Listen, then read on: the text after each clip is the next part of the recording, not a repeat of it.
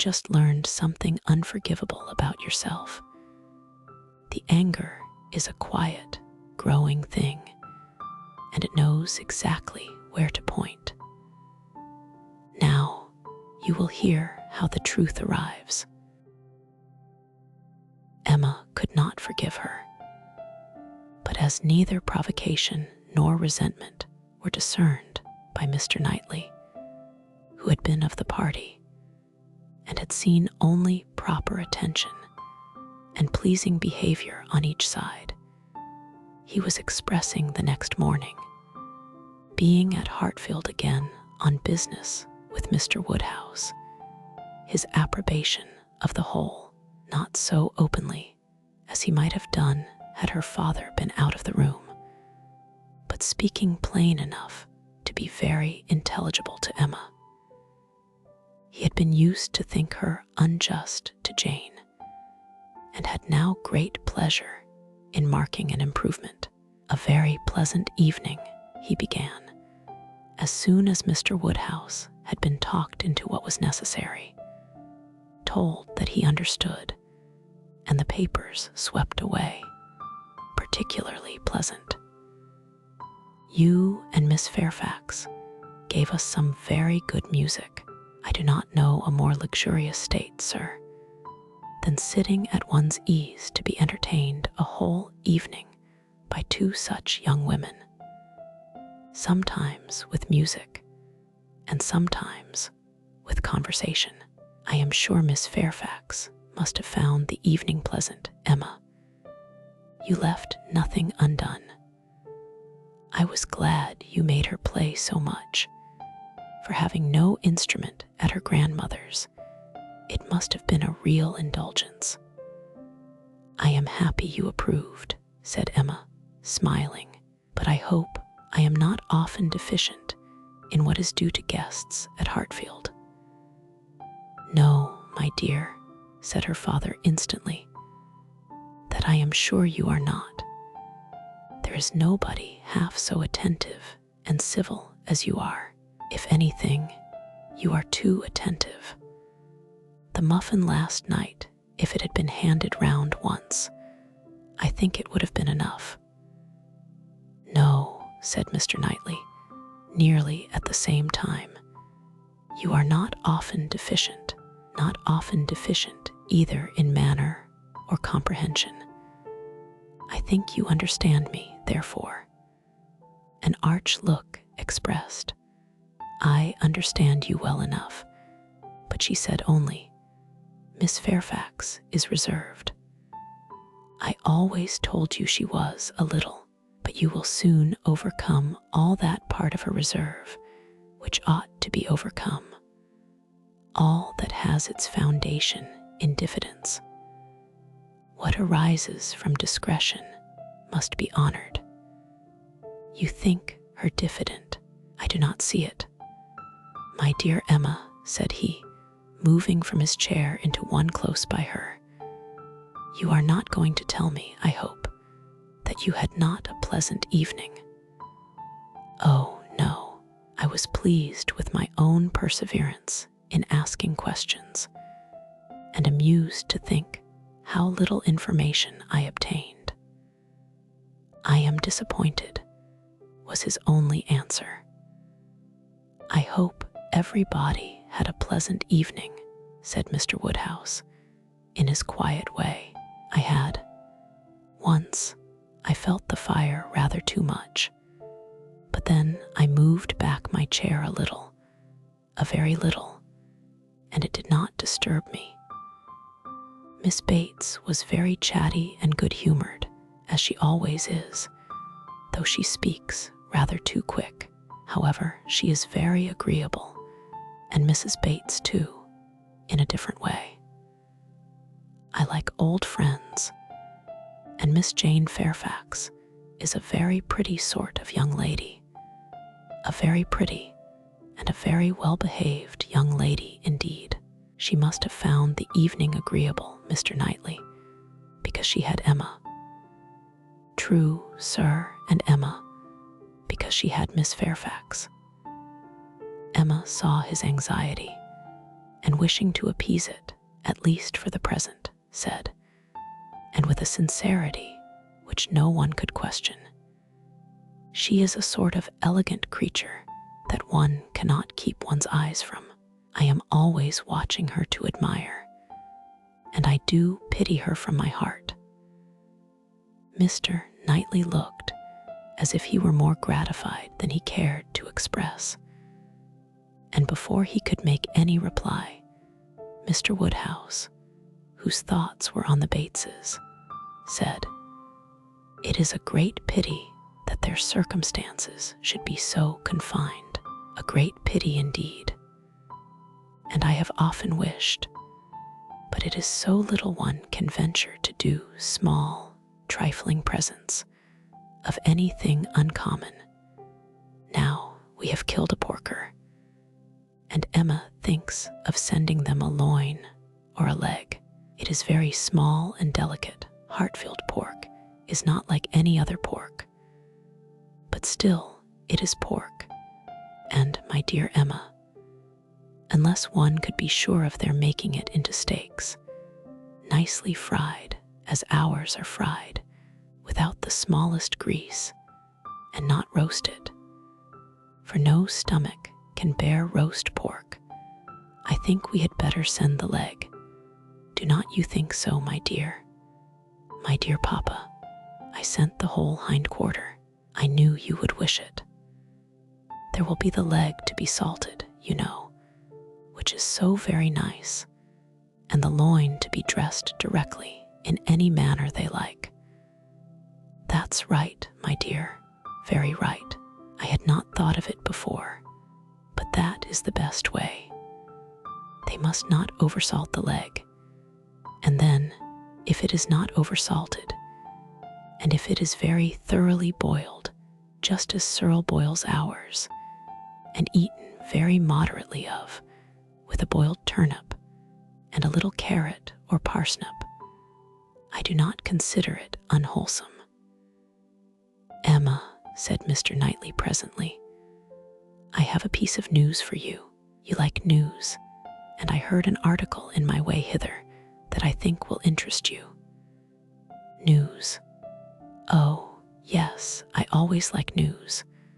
What is it? Why do you smile so? Where did you hear it? At Randall's?"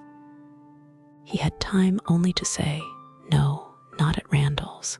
I have not been near Randall's," when the door was thrown open, and Miss Bates and Miss Fairfax walked into the room. Full of thanks and full of news, Miss Bates knew not which to give quickest. Mr. Knightley soon saw that he had lost his moment, and that not another syllable of communication could rest with him. "Oh, my dear sir, how are you this morning? My dear Miss Woodhouse, I come quite overpowered. Such a beautiful hind quarter of pork. You are too bountiful. Have you heard the news? Mr. Elton is going to be married."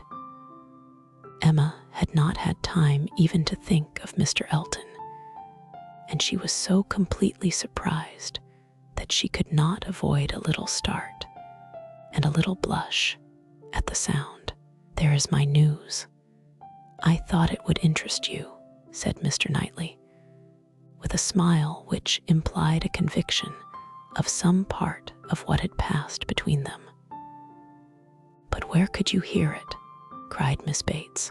"Where could you possibly hear it, Mr. Knightley?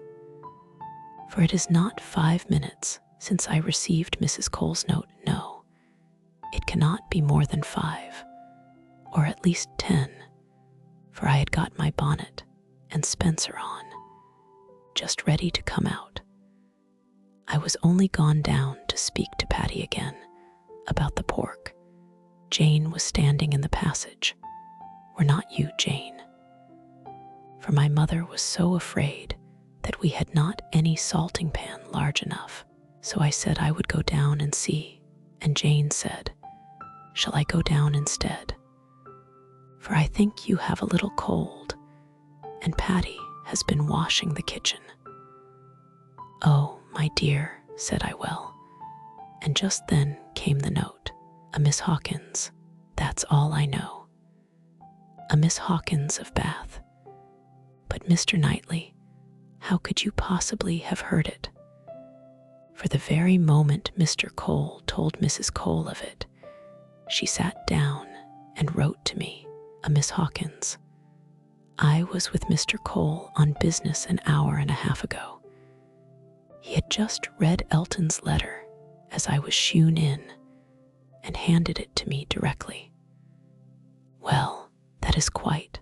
I suppose there never was a piece of news more generally interesting. My dear sir, you really are too bountiful. My mother desires her very best compliments and regards, and 1,000 thanks, and says you really quite oppress her. We consider our heart-filled pork, replied Mr. Woodhouse. Indeed it certainly is, so very superior to all other pork, that Emma and I cannot have a greater pleasure than. Oh, my dear sir, as my mother says, our friends are only too good to us.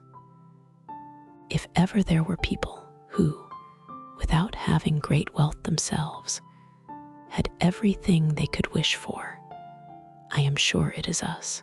We may well say that our lot is cast in a goodly heritage. Well, Mr. Knightley, and so you actually saw the letter. Well, it was short merely to announce, but cheerful, exulting, of course. Here was a sly glance at Emma.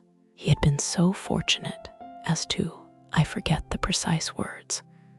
One has no business to remember them.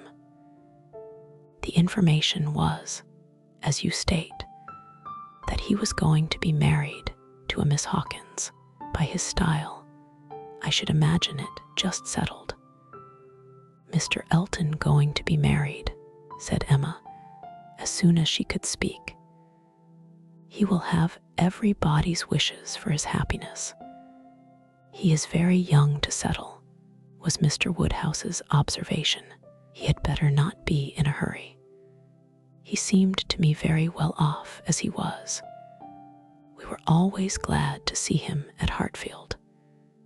A new neighbor for us all, Miss Woodhouse, said Miss Bates, joyfully.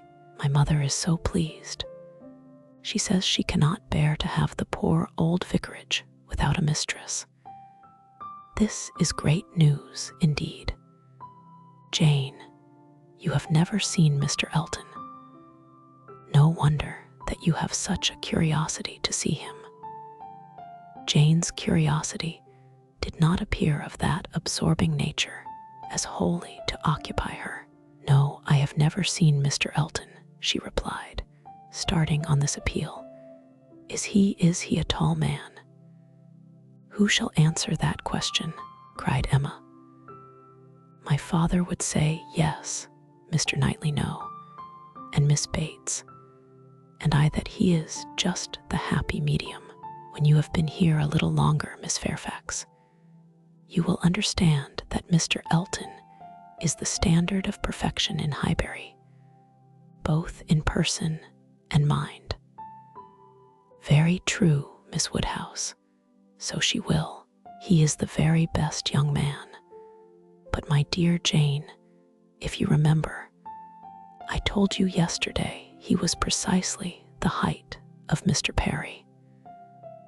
Miss Hawkins, I dare say, an excellent young woman, his extreme attention to my mother, wanting her to sit in the vicarage pew, that she might hear the better. For my mother is a little deaf. You know, it is not much, but she does not hear quite quick. Jane says that Colonel Campbell is a little deaf. He fancied bathing might be good for it, the warm bath, but she says it did him no lasting benefit. Colonel Campbell, you know, is quite our angel, and Mr. Dixon seems a very charming young man, quite worthy of him. It is such a happiness when good people get together, and they always do. Now, here will be Mr. Elton and Miss Hawkins, and there are the Coles, such very good people. And the Perrys, I suppose there never was a happier or a better couple than Mr. and Mrs. Perry. I say, sir, turning to Mr. Woodhouse, I think there are few places with such society as Highbury. I always say we are quite blessed in our neighbors. My dear sir, if there is one thing my mother loves better than another, it is pork, a roast loin of pork. As to who or what Miss Hawkins is, or how long he has been acquainted with her, said Emma, nothing, I suppose, can be known. One feels that it cannot be a very long acquaintance. He has been gone only 4 weeks.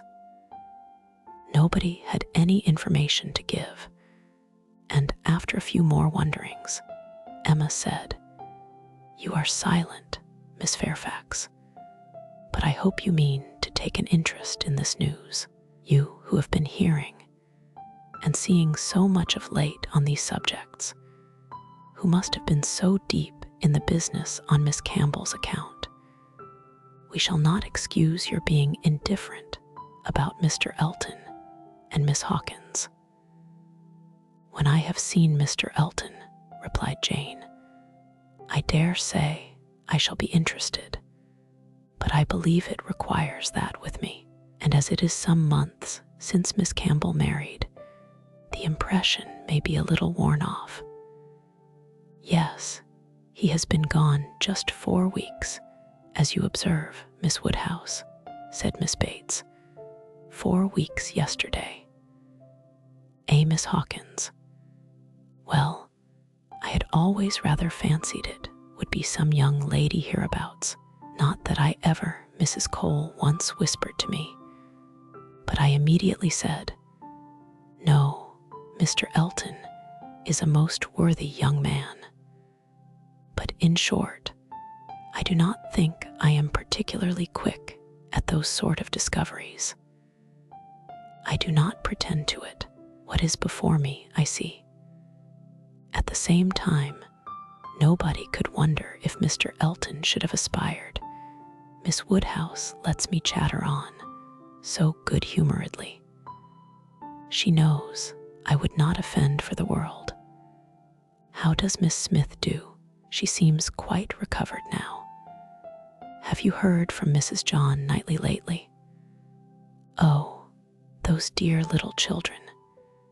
Jane, do you know I always fancy Mr. Dixon like Mr. John Knightley. I mean in person tall, and with that sort of look, and not very talkative. Quite wrong, my dear aunt. There is no likeness at all. Very odd, but one never does form a just idea of any body beforehand. One takes up a notion and runs away with it. Mr. Dixon, you say, is not, strictly speaking, handsome. Handsome? Oh, no, far from it, certainly plain. I told you he was plain. My dear, you said that Miss Campbell would not allow him to be plain, and that you yourself. Oh, as for me, my judgment is worth nothing.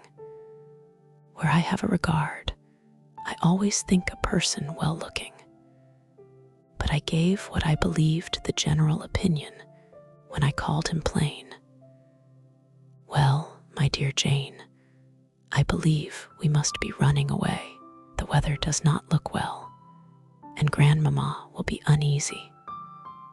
You are too obliging, my dear Miss Woodhouse, but we really must take leave. This has been a most agreeable piece of news indeed. I shall just go round by Mrs. Cole's, but I shall not stop 3 minutes. And Jane, you had better go home directly. I would not have you out in a shower. We think she is the better for Highbury already. Thank you, we do indeed. I shall not attempt calling on Mrs. Goddard, for I really do not think she cares for anything but boiled pork. When we dress the leg, it will be another thing. Good morning to you, my dear sir. Oh, Mr. Knightley is coming too. Well, that is so very. I am sure if Jane is tired, you will be so kind as to give her your arm, Mr. Elton, and Miss Hawkins. Good morning to you. Emma, alone with her father, had half her attention wanted by him, while he lamented that young people would be in such a hurry to marry, and to marry strangers too, and the other half she could give to her own view of the subject. It was to herself an amusing and a very welcome piece of news, as proving that Mr. Elton could not have suffered long. But she was sorry for Harriet. Harriet must feel it, and all that she could hope was, by giving the first information herself, to save her from hearing it abruptly from others. It was now about the time that she was likely to call. If she were to meet Miss Bates in her way, and upon its beginning to rain, Emma was obliged to expect that the weather would be detaining her at Mrs. Goddard's, and that the intelligence would undoubtedly rush upon her without preparation. The shower was heavy, but short, and it had not been over 5 minutes when in came Harriet, with just the heated, agitated look which hurrying thither with a full heart was likely to give. And the "Oh, Miss Woodhouse, what do you think has happened?" which instantly burst forth, had all the evidence of corresponding perturbation. As the blow was given, Emma felt that she could not now show greater kindness than in listening, and Harriet, unchecked, ran eagerly through what she had to tell. She had set out from Mrs. Goddard's half an hour ago. She had been afraid it would rain. She had been afraid it would pour down every moment. But she thought she might get to Hartfield first. She had hurried on as fast as possible. But then, as she was passing by the house where a young woman was making up a gown for her, she thought she would just step in and see how it went on. And though she did not seem to stay half a moment there, soon after she came out, it began to rain, and she did not know what to do. So she ran on directly, as fast as she could, and took shelter at Ford's.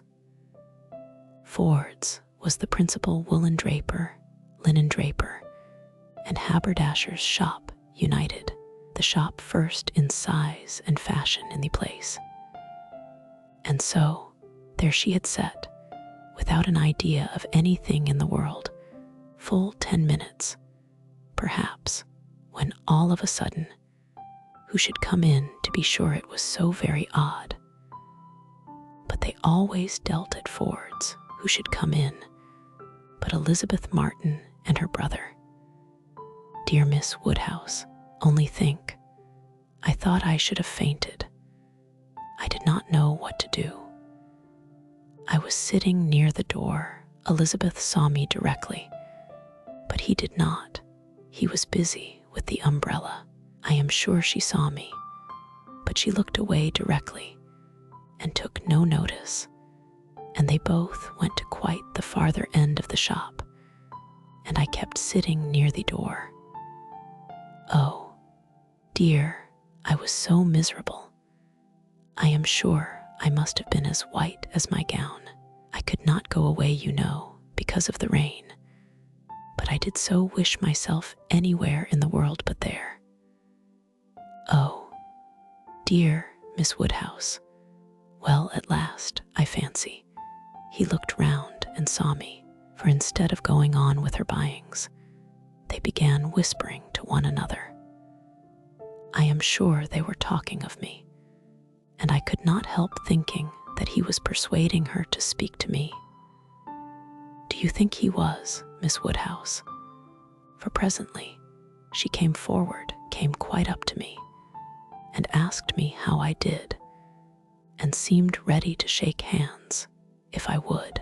She did not do any of it in the same way that she used. I could see she was altered. But however, she seemed to try to be very friendly, and we shook hands and stood talking some time. But I know no more what I said. I was in such a tremble. I remember she said she was sorry we never met now, which I thought almost too kind.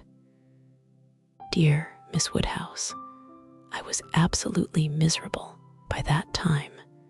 It was beginning to hold up, and I was determined that nothing should stop me from getting away. And then, only think, I found he was coming up towards me too, slowly, you know, and as if he did not quite know what to do. And so he came and spoke, and I answered. And I stood for a minute, feeling dreadfully. You know, one can't tell how. And then I took courage and said it did not rain, and I must go.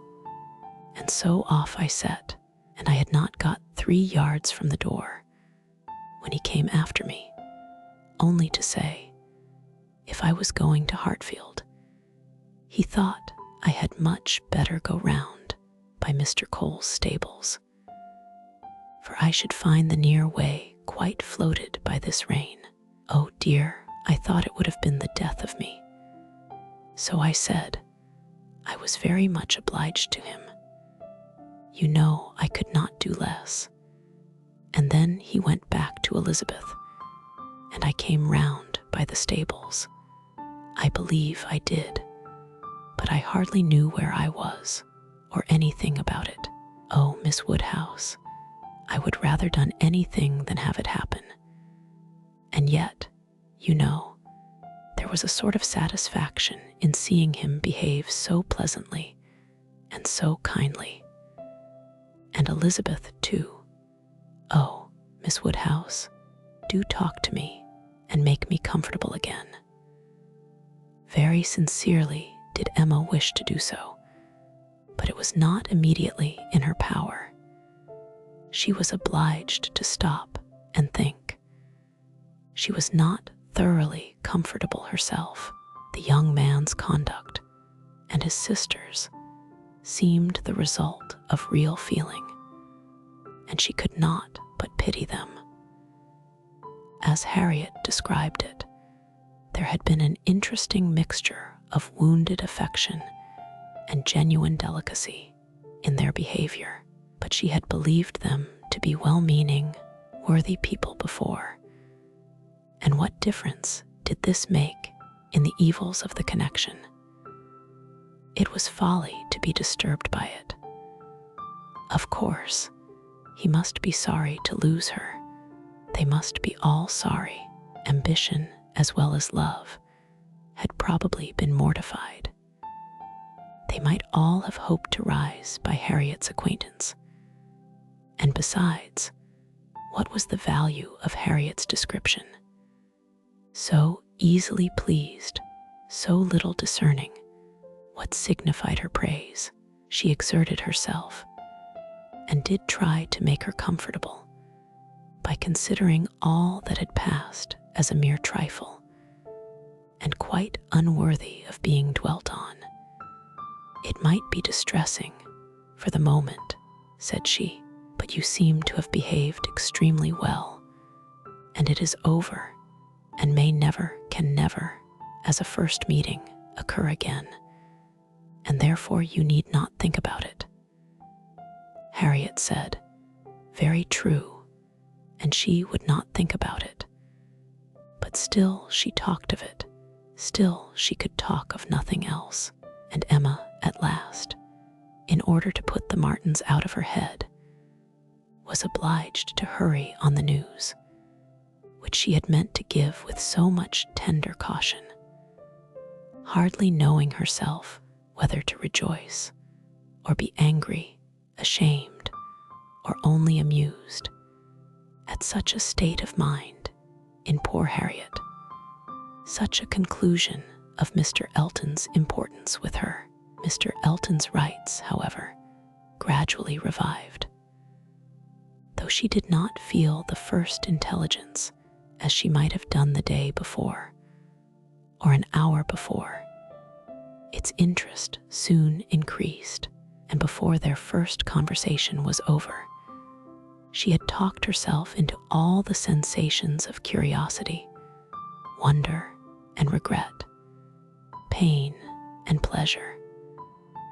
As to this fortunate Miss Hawkins, which could conduce to place the Martins under proper subordination in her fancy, Emma learned to be rather glad that there had been such a meeting. It had been serviceable in deadening the first shock, without retaining any influence to alarm. As Harriet now lived, the Martins could not get at her without seeking her, where hitherto they had wanted either the courage or the condescension to seek her, for since her refusal of the brother, the sisters never had been at Mrs. Goddard's, and a 12-month might pass without their being thrown together again, with any necessity or even any power of speech. Human nature is so well disposed towards those who are in interesting situations that a young person who either marries or dies is sure of being kindly spoken of. A week had not passed since Miss Hawkins's name was first mentioned in Highbury, before she was, by some means or other, discovered to have every recommendation of person and mind, to be handsome, elegant, highly accomplished, and perfectly amiable. And when Mr. Elton himself arrived to triumph in his happy prospects and circulate the fame of her merits, there was very little more for him to do than to tell her Christian name and say whose music she principally played. Mr. Elton returned, a very happy man. He had gone away rejected and mortified, disappointed, in a very sanguine hope, after a series of what appeared to him strong encouragement, and not only losing the right lady, but finding himself debased to the level of a very wrong one. He had gone away deeply offended. He came back engaged to another, and to another as superior, of course, to the first. As under such circumstances, what is gained always is to what is lost. He came back gay and self-satisfied, eager and busy, caring nothing for Miss Woodhouse, and defying Miss Smith. The charming Augusta Hawkins, in addition to all the usual advantages of perfect beauty and merit, was in possession of an independent fortune, of so many thousands as would always be called 10, a point of some dignity, as well as some convenience. The story told well. He had not thrown himself away. He had gained a woman of 10,000 L or thereabouts, and he had gained her with such delightful rapidity. The first hour of introduction had been so very soon followed by distinguishing notice. The history which he had to give Mrs. Cole of the rise and progress of the affair was so glorious, the steps so quick, from the accidental rencontre to the dinner at Mr. Green's and the party at Mrs. Brown's, smiles and blushes rising in importance, with consciousness and agitation richly scattered. The lady had been so easily impressed, so sweetly disposed, had, in short, to use a most intelligible phrase, been so very ready to have him, that vanity and prudence were equally contented. He had caught both substance and shadow, both fortune and affection, and was just the happy man he ought to be, talking only of himself and his own concerns, expecting to be congratulated, ready to be laughed at, and with cordial, fearless smiles, now addressing all the young ladies of the place, to whom, a few weeks ago, he would have been more cautiously gallant. The wedding was no distant event, as the parties had only themselves to please, and nothing but the necessary preparations to wait for. And when he set out for Bath again, there was a general expectation, which a certain glance of Mrs. Cole's did not seem to contradict, that when he next entered Highbury, he would bring his bride. During his present short stay, Emma had barely seen him, but just enough to feel that the first meeting was over, and to give her the impression of his not being improved by the mixture of pique and pretension now spread over his air. She was, in fact, beginning very much to wonder that she had ever thought him pleasing at all, and his sight was so inseparably connected with some very disagreeable feelings that, except in a moral light, as a penance, a lesson, a source of profitable humiliation to her own mind, she would have been thankful to be assured of never seeing him again.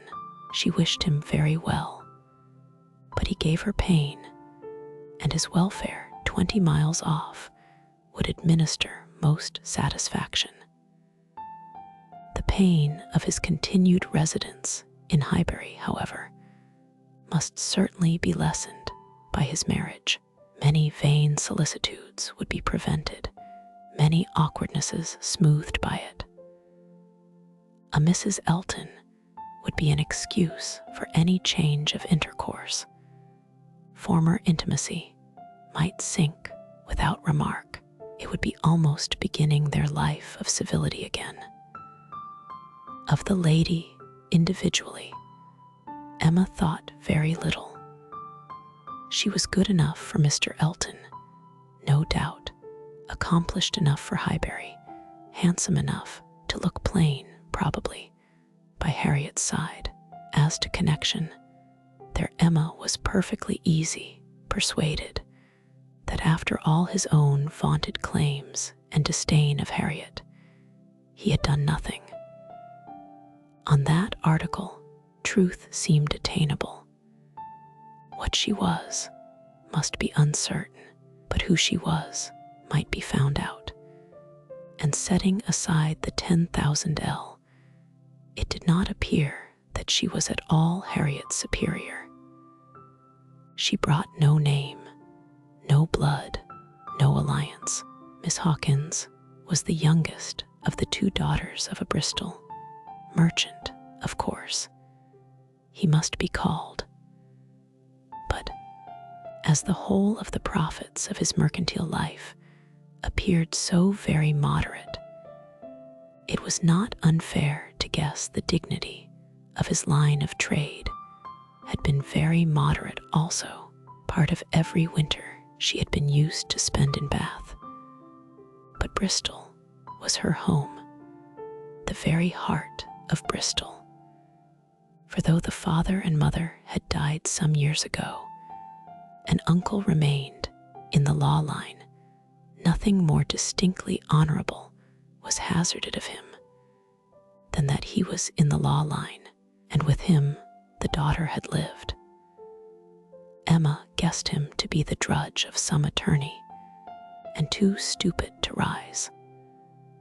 And all the grandeur of the connection seemed dependent on the elder sister, who was very well married to a gentleman in a great way near Bristol, who kept 2 carriages. That was the wind-up of the history. That was the glory of Miss Hawkins. Could she but have given Harriet her feelings about it all? She had talked her into love, but alas, she was not so easily to be talked out of it. The charm of an object to occupy the many vacancies of Harriet's mind was not to be talked away. He might be superseded by another. He certainly would indeed. Nothing could be clearer. Even a Robert Martin would have been sufficient, but nothing else, she feared, would cure her. Harriet was one of those who, having once begun, would be always in love.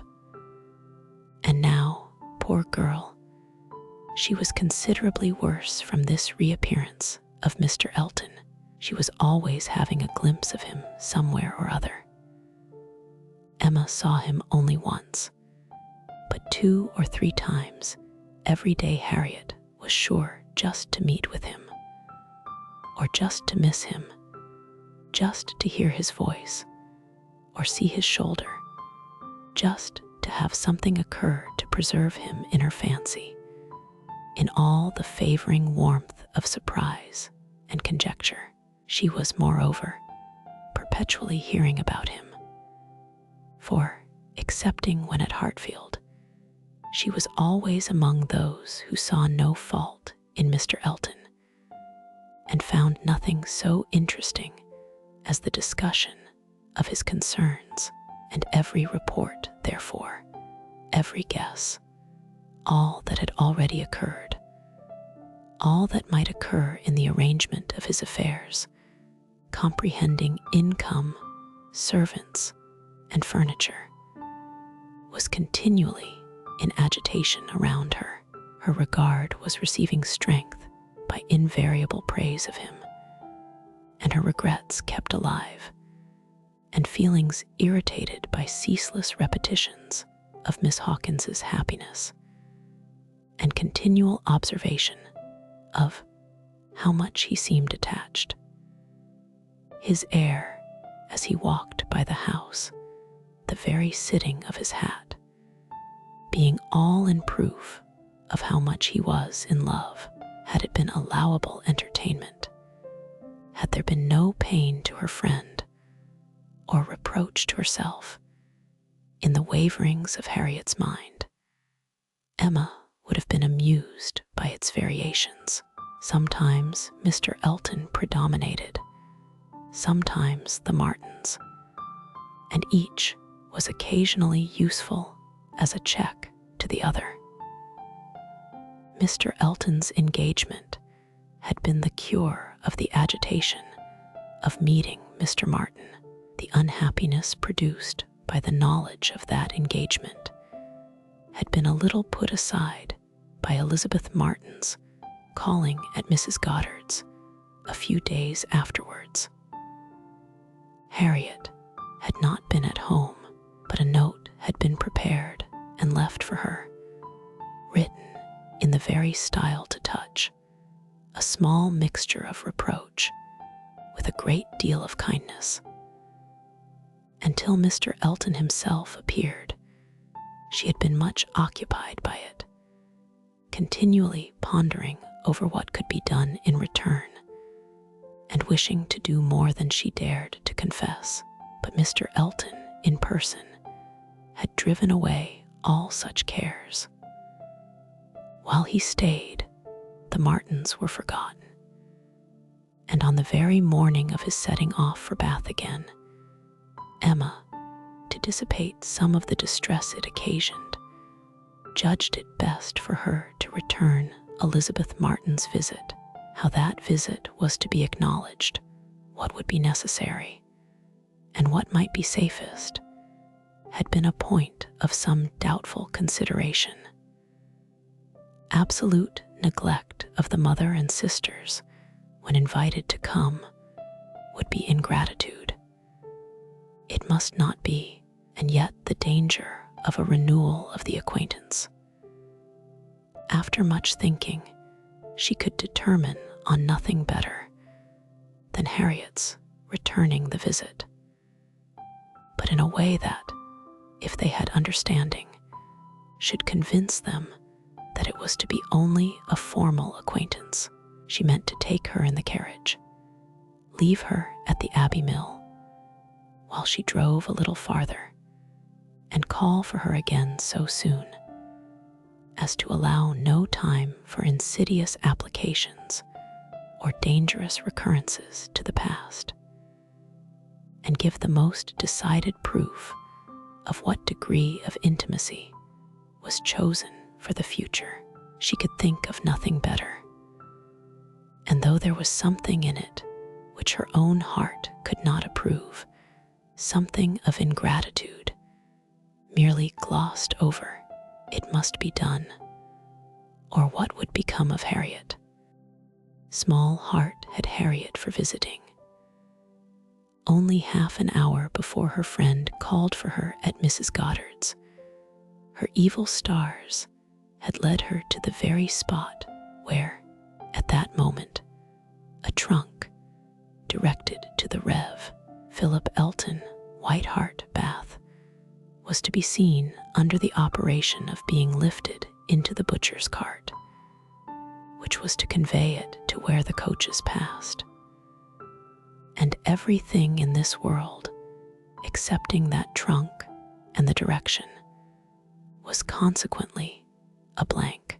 She went, however, and when they reached the farm, and she was to be put down at the end of the broad, neat gravel walk, which led between espalier apple trees to the front door, the sight of everything which had given her so much pleasure the autumn before was beginning to revive a little local agitation. And when they parted, Emma observed her to be looking around with a sort of fearful curiosity, which determined her not to allow the visit to exceed the proposed quarter of an hour. She went on herself to give that portion of time to an old servant who was married and settled in Donwell. The quarter of an hour brought her punctually to the white gate again, and Miss Smith, receiving her summons, was with her without delay and unattended by any alarming young man.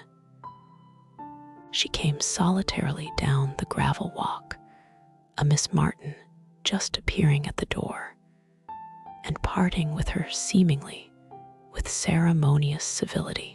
Harriet could not very soon give an intelligible account. She was feeling too much, but at last Emma collected from her enough to understand the sort of meeting and the sort of pain it was creating. She had seen only Mrs. Martin and the two girls.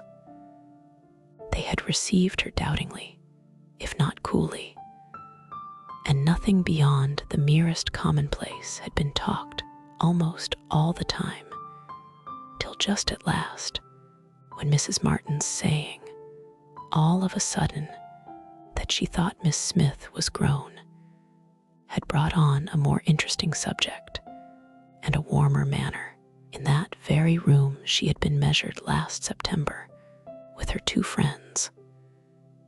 There were the penciled marks and memorandums on the wainscot by the window. He had done it.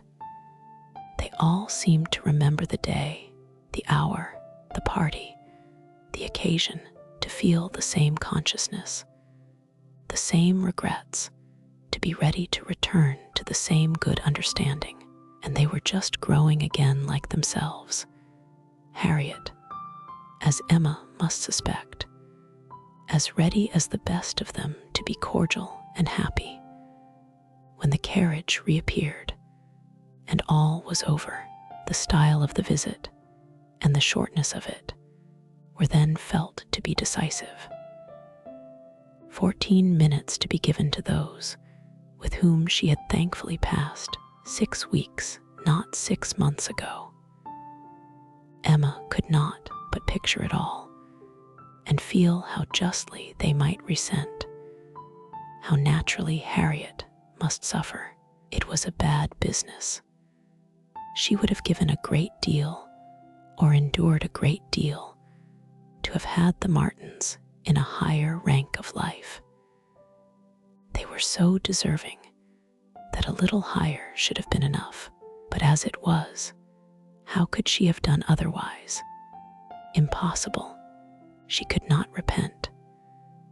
They must be separated, but there was a great deal of pain in the process, so much to herself at this time, that she soon felt the necessity of a little consolation, and resolved on going home by way of Randalls to procure it.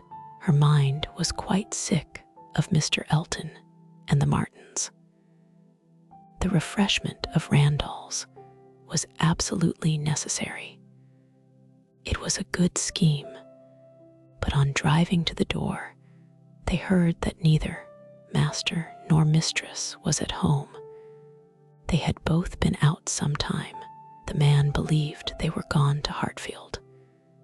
"This is too bad," cried Emma, as they turned away. "And now we shall just miss them.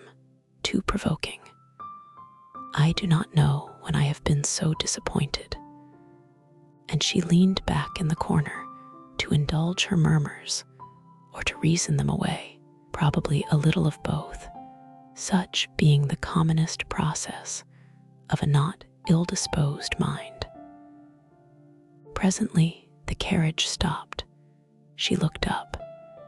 It was stopped by Mr. and Mrs. Weston, who were standing to speak to her. There was instant pleasure in the sight of them, and still greater pleasure was conveyed in sound, for Mr. Weston immediately accosted her with, "How d'ye do? How d'ye do? We have been sitting with your father glad to see him so well. Frank comes tomorrow. I had a letter this morning. We see him tomorrow by dinner time to a certainty. He is at Oxford today, and he comes for a whole fortnight. I knew it would be so. If he had come at Christmas, he could not have stayed 3 days. I was always glad he did not come at Christmas. Now, we are going to have just the right weather for him. Fine, dry, settled weather. We shall enjoy him completely. Everything has turned out exactly as we could wish." There was no resisting such news, no possibility of avoiding the influence of such a happy face as Mr. Weston's, confirmed as it all was by the words and the countenance of his wife, fewer and quieter, but not less to the purpose. To know that she thought his coming certain was enough to make Emma consider it so, and sincerely did she rejoice in their joy. It was a most delightful reanimation of exhausted spirits. The worn-out past was sunk in the freshness of what was coming, and in the rapidity of half a moment's thought, she hoped Mr. Elton would now be talked of no more. Mr. Weston gave her the history of the engagements at Enscombe, which allowed his son to answer for having an entire fortnight at his command, as well as the route and the method of his journey, and she listened and smiled and congratulated. "I shall soon bring him over to Hartfield," said he at the conclusion. Emma could imagine she saw a touch of the arm at this speech from his wife. "We had better move on, Mr. Weston," said she. "We are detaining the girls." "Well, well, I am ready," and turning again to Emma, "but you must not be expecting such a very fine young man. You have only had my account, you know. I dare say he is really nothing extraordinary," though his own sparkling eyes at the moment were speaking a very different conviction. Emma could look perfectly unconscious and innocent, and answer in a manner that appropriated nothing. "Think of me tomorrow, my dear Emma, about 4 o'clock," was Mrs. Weston's parting injunction, spoken with some anxiety, and meant only for her. 4 o'clock. "Depend upon it, he will be here by 3, was Mr. Weston's quick amendment, and so ended a most satisfactory meeting. Emma's spirits were mounted quite up to happiness. Everything wore a different air. James and his horses seemed not half so sluggish as before. When she looked at the hedges, she thought the elder at least must soon be coming out. And when she turned round to Harriet, she saw something like a look of spring, a tender smile even there. Will Mr. Frank Churchill pass through Bath as well as Oxford? Was a question, however, which did not augur much. But neither geography nor tranquility could come all at once, and Emma was now in a humor to resolve that they should both come in time. The morning of the interesting day arrived, and Mrs. Weston's faithful pupil did not forget either at 10 or 11 or 12 o'clock that she was to think of her at 4. "My dear, dear anxious friend," said she, in mental soliloquy, while walking downstairs from her own room, "always over careful for everybody's comfort but your own. I see you now in all your little fidgets, going again and again into his room to be sure that all is right." The clock struck 12 as she passed through the hall. "'Tis 12. I shall not forget to think of you 4 hours hence, and by this time tomorrow, perhaps, or a little later, I may be thinking of the possibility of their all calling here. I am sure they will bring him soon." She opened the parlor door and saw 2 gentlemen sitting with her father, Mr. Weston, and his son. They had been arrived only a few minutes, and Mr. Weston had scarcely finished his explanation of Frank's being a day before his time, and her father was yet in the midst of his very civil welcome and congratulations when she appeared, to have her share of surprise, introduction, and pleasure. The Frank Churchill so long talked of, so high in interest, was actually before her. He was presented to her, and she did not think too much had been said in his praise. He was a very good-looking young man. Height, air, address, all were unexceptionable, and his countenance had a great deal of the spirit and liveliness of his father's. He looked quick and sensible. She felt immediately that she should like him, and there was a well-bred ease of manner and a readiness to talk, which convinced her that he came intending to be acquainted with her, and that acquainted they soon must be. He had reached Randall's the evening before. She was pleased with the eagerness to arrive, which had made him alter his plan and travel earlier, later, and quicker, that he might gain half a day. "I told you yesterday," cried Mr. Weston with exultation. "I told you all that he would be here before the time named. I remembered what I used to do myself. One cannot creep upon a journey. One cannot help getting on faster than one has planned. And the pleasure of coming in upon one's friends before the lookout begins is worth a great deal more than any little exertion it needs.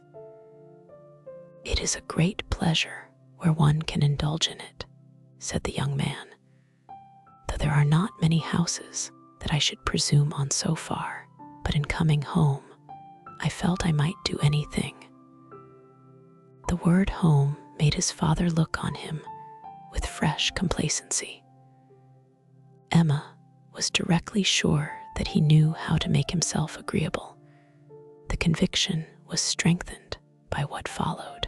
He was very much pleased with Randall's, thought it a most admirably arranged house, would hardly allow it even to be very small, admired the situation, the walk to Highbury, Highbury itself, Hartfield still more, and professed himself to have always felt the sort of interest in the country which none but one's own country gives, and the greatest curiosity to visit it, that he should never have been able to indulge so amiable a feeling before, passed suspiciously through Emma's brain.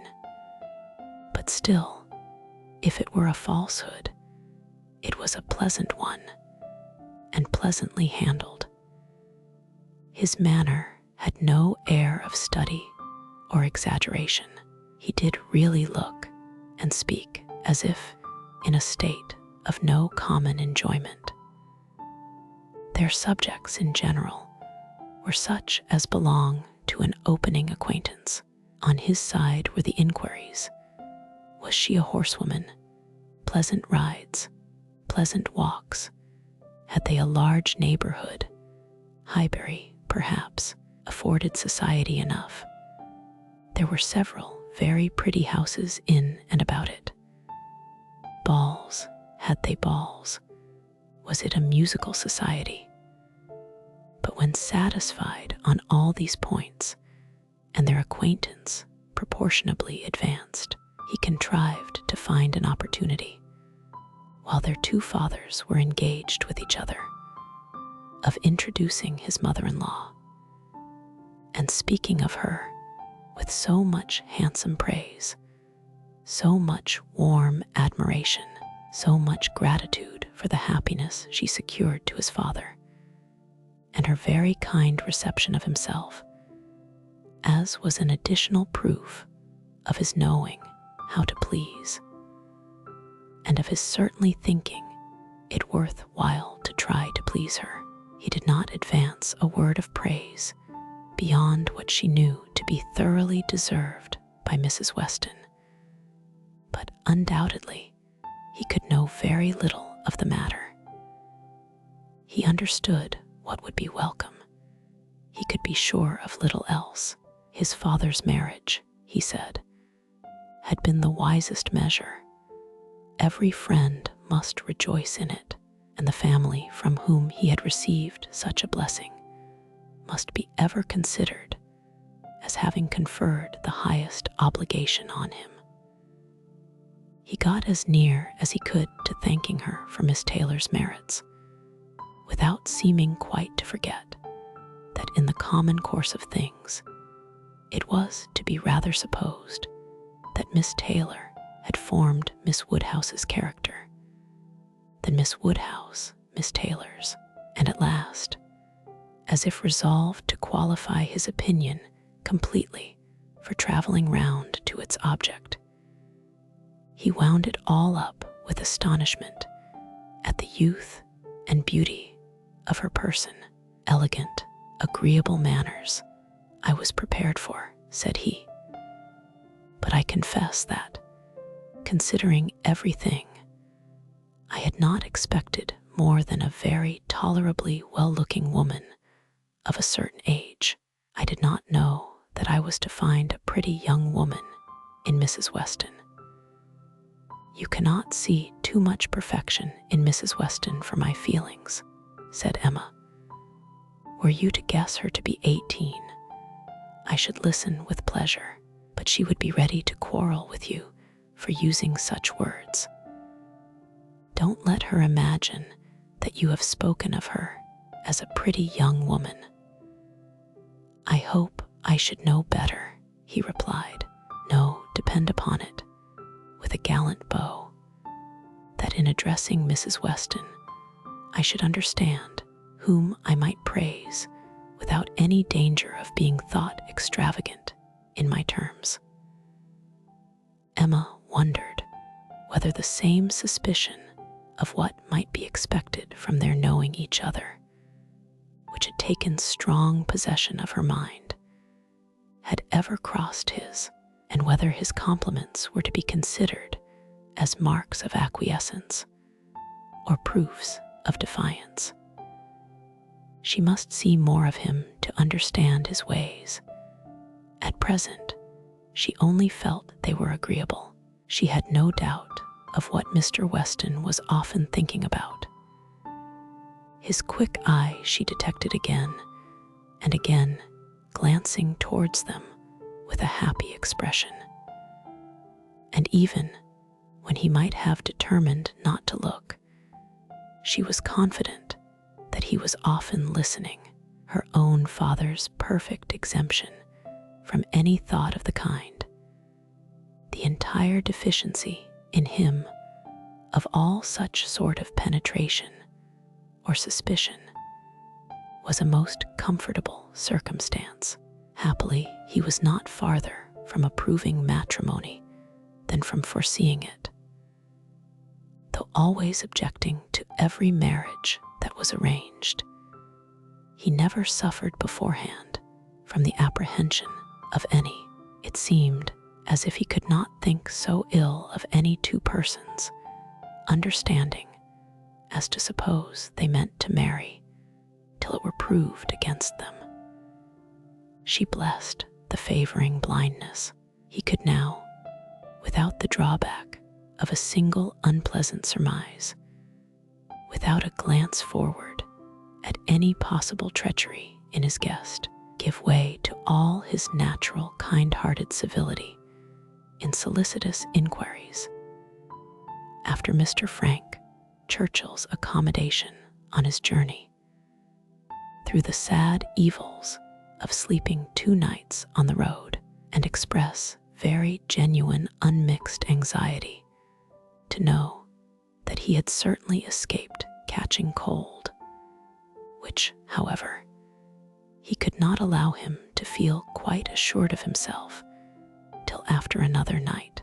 A reasonable visit paid, Mr. Weston began to move. He must be going. He had business at the Crown about his hay, and a great many errands for Mrs. Weston at Ford's, but he need not hurry anybody else. His son, too well bred to hear the hint, rose immediately also, saying, "As you are going farther on business, sir, I will take the opportunity of paying a visit, which must be paid some day or other, and therefore may as well be paid now. I have the honor of being acquainted with a neighbor of yours," turning to Emma, "a lady residing in or near Highbury, a family of the name of Fairfax. I shall have no difficulty, I suppose, in finding the house, though Fairfax, I believe, is not the proper name. I should rather say Barnes or Bates. Do you know any family of that name?" "To be sure we do," cried his father. "Mrs. Bates, we passed her house. I saw Miss Bates at the window." "True, true. You are acquainted with Miss Fairfax. I remember you knew her at Weymouth, and a fine girl she is. Call upon her, by all means." "There is no necessity for my calling this morning," said the young man. "Another day would do as well. But there was that degree of acquaintance at Weymouth which, oh, go today, go today. Do not defer it. What is right to be done cannot be done too soon. And besides, I must give you a hint, Frank. Any want of attention to her here should be carefully avoided. You saw her with the Campbells, when she was the equal of every body she mixed with. But here she is with a poor old grandmother, who has barely enough to live on. If you do not call early, it will be a slight." The son looked convinced. "I have heard her speak of the acquaintance," said Emma. "She is a very elegant young woman, He agreed to it, but with so quiet a yes as inclined her almost to doubt his real concurrence. And yet, there must be a very distinct sort of elegance for the fashionable world if Jane Fairfax could be thought only ordinarily gifted with it. "If you were never particularly struck by her manners before," said she, "I think you will today. You will see her to advantage. See her and hear her. No, I am afraid you will not hear her at all, for she has an aunt who never holds her tongue. You are acquainted with Miss Jane Fairfax, sir, are you?" said Mr. Woodhouse, always the last to make his way in conversation. "Then give me leave to assure you that you will find her a very agreeable young lady. She is staying here on a visit to her grandmamma and aunt, very worthy people. I have known them all my life. They will be extremely glad to see you, I am sure, and one of my servants shall go with you to show you the way." "My dear sir, upon no account in the world my father can direct me." "But your father is not going so far. He is only going to the Crown, quite on the other side of the street, and there are a great many houses. You might be very much at a loss, and it is a very dirty walk, unless you keep on the footpath, but my coachman can tell you where you had best cross the street." Mr. Frank Churchill still declined it, looking as serious as he could, and his father gave his hearty support by calling out, "My good friend, this is quite unnecessary. Frank knows a puddle of water when he sees it, and as to Mrs. Bates's, he may get there from the Crown in a hop, step, and jump." They were permitted to go alone, and with a cordial nod from one and a graceful bow from the other, the two gentlemen took leave. Emma remained very well pleased with this beginning of the acquaintance, and could now engage to think of them all at Randall's any hour of the day, with full confidence in their comfort.